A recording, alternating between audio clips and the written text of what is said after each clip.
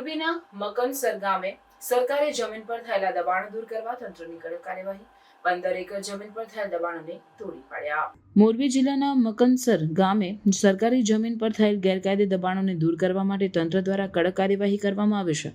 તાલુકા મામલતદારની આગેવાનીમાં એક ટીમે જેસીબીનો ઉપયોગ કરીને 15 એકર જમીન પર થયેલા દબાણોને તોડી પાડ્યા. આ કામગીરી દરમિયાન 15 પૈકી 10 દબાણકારોએ સ્વેચ્છાએ પોતાનું દબાણ દૂર કર્યું, જ્યારે બાકીના 5 દબાણકારોને તંત્ર દ્વારા દબાણ દૂર કરવા માટે સૂચના આપવામાં આવી હતી. આ કાર્યવાહી રાજ્ય સરકારની ગેરકાયદે દબાણો સામેની વ્યાપક અભિયાનનો ભાગ છે, જેમાં રાજ્યભરના અનેક સ્થળોએ સરકારી જમીન પર થયેલા દબાણોને દૂર કરવામાં આવી રહ્યા છે.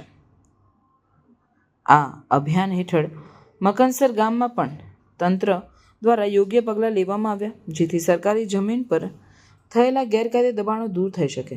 મકનસર ગામમાં થયેલી આ કાર્યવાહીથી સ્થાનિક નાગરિકો અને દબાણકારો વચ્ચે વિવિધ પ્રતિસાદો જોવા મળ્યા.